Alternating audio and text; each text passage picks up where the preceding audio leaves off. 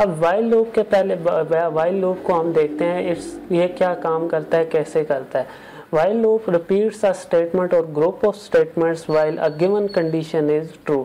जब तक given condition true होगी तो ये उन statements को execute करता रहेगा जो कि इसकी body के अंदर लिखी होंगी। condition यहाँ पे हमने देनी होगी, जैसे हम if के अंदर देते थे उसी तरह हमने while के अंदर condition लगानी है और फिर curly braces लगाकर हमने जो भी statements execute करानी है वो इसके अंदर आ जाएंगी। चले मैं इसका एक प्रोग्राम लिख के बताता हूँ आपको। और इट्स यूजफुल, अब ये कहाँ पे काम आती है। It's useful where programmer does not know in advance how many times the loop is iterated या एग्जीक्यूटेड। अब मसला ये है कि देखें ये यूज़ कहाँ पे होगा, हमें कौन सी सिचुएशन ऐसी है जहाँ हमने वाइल लूप स्पेसिफिकली यूज़ करना है, ना कि डू वाइल लूप और फॉर लूप। इसकी कंडीशन यह है कि अगर आपको पता ही नहीं है कि मैंने कितनी टाइम्स इसको स्टेटमेंट्स को एग्जीक्यूट करवाना है, मेरे पास एक कंडीशन है, बेस्ड ऑन दैट कंडीशन जब तक ये कंडीशन ट्रू या फॉल्स है तो मैंने ये स्टेटमेंट एग्जीक्यूट कराते रहना है। मुझे पहले से एडवांस में नहीं पता है कि मैंने इस स्टेटमेंट को कितने टाइम्स एग्जीक्यूट करवाना है, तो तब ये वाइल कंडीशन आपके लिए मुफीद होगा।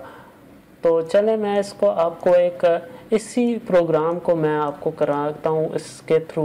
तो सबसे पहले हम इसको सिर्फ एक ही रहने देंगे लाइन, ये बाकी की सारी लाइंस को मैं हटाता हूँ और इसको मैं डालता हूँ वाइल लूप के अंदर और मेरा काम हो जाएगा बहुत ही आसान। तो हमारे पास टोटल एजेस कितनी होगी हैं, 1 से 10 और ये एक एज वेरिएबल मीन्स 11। टोटल हमने 11 एजेस लेनी है। तो मैं सबसे पहले एक काउंट वेरिएबल बनाऊंगा, काउंट इक्वल टू 0 और इसको मैं कह देता हूँ इंट। अब मैं यहाँ पे वाइल लूप लगाता हूँ। वाइल कीवर्ड है, इसको हम दोबारा कहीं भी यूज़ नहीं कर सकते किसी भी वेरिएबल नेम के तौर पे। तो वाइल के अंदर ब्रैकेट्स के पैरेंथेसिस के अंदर हमने कंडीशन लगानी है। कंडीशन हम इस जो काउंट वेरिएबल है इसके थ्रू लगाएंगे। Count if while count less than equal to 10, जब तक काउंट लेस देन है या इक्वल है 10 के काउंट की वैल्यू, तो फिर क्या करो आप ये कोड एग्जीक्यूट करवाओ। अब ये ब्रेसेस यहाँ पे क्लोज कराएंगे। जब तक काउंट की value less than equal to 10 है तब तक आपने क्या करना है, यूज़र से इनपुट लेते रहना है, ठीक है, बारी बारी। अब एक मसला इसमें यह है कि ये किस तरह से ये कोड एग्जीक्यूट होता रहेगा, कुछ ना कुछ लूप ये बनेगा कैसे। अब काउंट की वैल्यू तो मैंने 0 सेट किया तो ये हमेशा से 0 रहेगी। ये देखें हमेशा से 0 रहेगी, मीन्स कि ये लूप कभी ख़त्म होगा ही नहीं। तो मुझे इसको टर्मिनेटिंग कंडीशन तक लाने के लिए कुछ ना कुछ यहाँ पर लाइन लिखनी होगी। वो लाइन क्या है, count equal to count plus 1। ये लाइन क्या करेगी, जब भी एक इटरेशन होगी, देखें सबसे पहले कंट्रोल आएगा इधर कंपाइलर का, वो देखेगा काउंट जो है वो लेस देन 10 है, ठीक है, क्योंकि 0 है। पहली इटरेशन पे ये 0 है, 0 लेस देन इक्वल होता है 10 के, मीन्स लेस देन 10 है। तो फिर क्या करेगा, वो प्रिंट करेगा प्लीज़ एंटर एज, यूज़र से एज लेगा, फिर वो यहाँ पे आएगा, फिर देखेगा count equal to count plus 1। तो ये क्या करेगा, काउंट की जो वैल्यू है अभी 0 है, वो 0 में 1 ऐड करेगा और फिर इसको काउंट वेरिएबल में डाल देगा। अब काउंट की वैल्यू क्या होगी, 1 होगी। अब फिर ये दोबारा जाएगा इसके अंदर, इस कंडीशन के ऊपर आएगा। जब ये अब काउंट की वैल्यू 1 हुई है, 1 less than equal to 10 means 1 less than 10 है, तो फिर वो इस कोड को एग्जीक्यूट कराएगा, यूज़र से इनपुट लेगा। अब काउंट के अंदर 1 पड़ा हुआ था तो इसमें फिर 1 ऐड करेगा और इसको डाल देगा फिर अपने अंदर। तो काउंट की वैल्यू क्या हो जाएगी यहाँ पे 2। और फिर ये आएगा इस कंडीशन के ऊपर कि काउंट मीन्स के काउंट के अंदर अब 2 पड़ा हुआ है, तो 2 लेस देन 10 है, तो फिर क्या करो, इसको एग्जीक्यूट कराओ और इसमें एक ऐड करो और इसको डाल दो इसी में।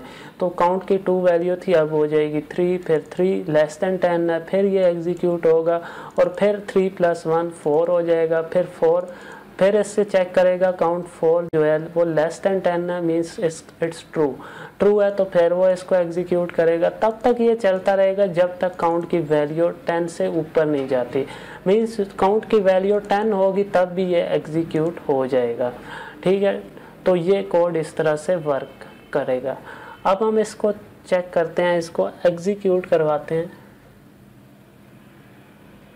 अब ये हमसे मांग रहा है please enter age of student, तो मैं इसको एज देता हूँ 23। देखें ये अब चलता रहा, एक दफ़ा हो गया, 2 हो गया, 3 हो गया, 4 हो गया, 5 हो गया, 6 हो गया, 7 हो गया, 8 हो गया, 9 हो गया, 10, 11। अब इसने 11 दफ़ा हमसे ले लिया यूज़र की इनपुट और उसका प्रोग्राम एंड हो चुका है। अब आप बताएं, जो पहले हमने कोड लिखा था, इतना बड़ा कोड लिखा था और उसमें भी हमने सेम रिज़ल्ट अचीव किया था और इसमें भी वही रिज़ल्ट अचीव हो रहा है, तो आपको कौन सा तरीक़ेकार ज़्यादा पसंद आया, ये वाला या वो वाला? देखें लूप्स ने हमारा काम कितना आसान कर दिया और इसलिए हम लूप्स को यूज़ करते हैं ताकि हम मल्टीपल लाइंस को सिंगल लाइन में कन्वर्ट कर सके। अब यहाँ पे हम देखें सिर्फ एज वेरिएबल के अंदर ही हमारा डेटा जा रहा है।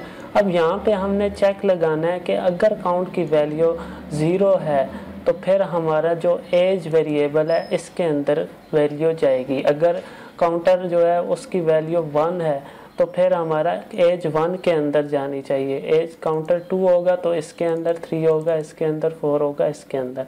सो इस तरह से हमने चेक लगाना होगा। तो वो चेक हम किस तरह से लगा सकते हैं? अब देखें सिंगल वेरिएबल के ऊपर, सिंगल वेरिएबल की स्टेट यानी काउंट जो है एक सिंगल वेरिएबल है, इसकी स्टेट पर डिपेंड कर रहा है कि हमने किस वेरिएबल के अंदर डेटा को इंसर्ट करवाना है। तो वो हम किस के थ्रू करेंगे? वो हम करेंगे स्विच स्टेटमेंट के थ्रू।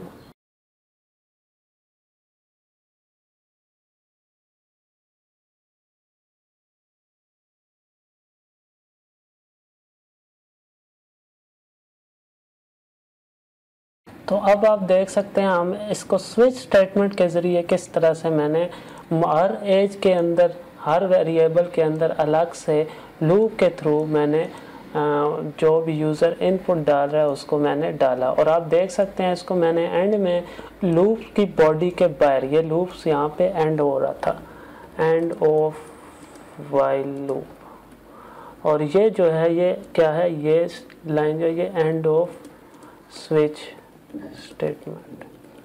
यहाँ पे स्विच स्टेटमेंट एंड हो रही है, इधर हमने काउंट वेरिएबल को अपडेट किया और फिर मैंने क्या किया, मैंने यहाँ पे जितने भी वेरिएबल्स हैं इन सब के डेटा को दिखाने के लिए, इनकी वैल्यूज़ देखने के लिए मैंने देखा कि क्या मेरी वेरिएबल्स के अंदर वैल्यूज़ गई हैं या नहीं।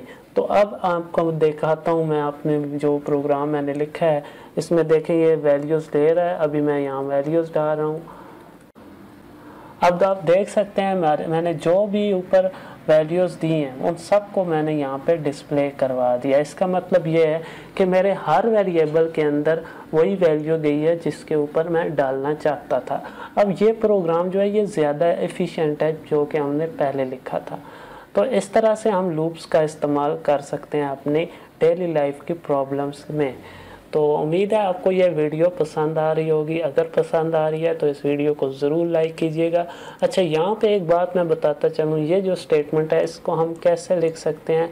इससे लिखने का एक और तरीका है by using unary operator, post increment operator, plus plus. अब ये काम वही करेगा जो पहले कर रहा था, लेकिन अब मेरा लिखने का ये है कि मेरा और ज़्यादा टाइम बच गया। Counter equal to counter plus 1 की बजाय मैं अब ज़्यादा बेहतर लिख सकता हूँ। अब देख सकते हैं program same to same run हुआ, कुछ भी चेंज नहीं हुआ, यानी कि ये लाइन सेम है जो पहले मैंने लिखी थी इससे। अब लूप कंट्रोल वेरिएबल क्या चीज़ होती है? The count is the loop control variable, a variable whose value controls the number of iteration is known as loop control variable. अब लूप कंट्रोल वेरिएबल उस वेरिएबल को कहते हैं जो कि हमारे लूप को टर्मिनेट करने के काम आता है। जैसे कि यहाँ पे आप देख सकते हैं हमने इस लूप को कंट्रोल किया हुआ है through one variable which is count. Count के थ्रू मैंने इसको कंट्रोल किया हुआ है। इसको आप कुछ भी नाम दे सकते हैं। मैंने काउंट दिया है, मैंने काउंटिंग स्टार्ट की है कि मैंने यहाँ से यहाँ तक जाना है। आप कुछ भी नाम दे सकते हैं, नाम देने में कोई इशू नहीं है, सिर्फ रिजर्व वर्ड्स नहीं होनी चाहिए, बस आप कुछ भी नाम दे सकते हैं। तो जिस वेरिएबल के थ्रू लूप हमारा कंट्रोल होता है, चलता है, उस वेरिएबल को हम कहते हैं लूप कंट्रोल वेरिएबल।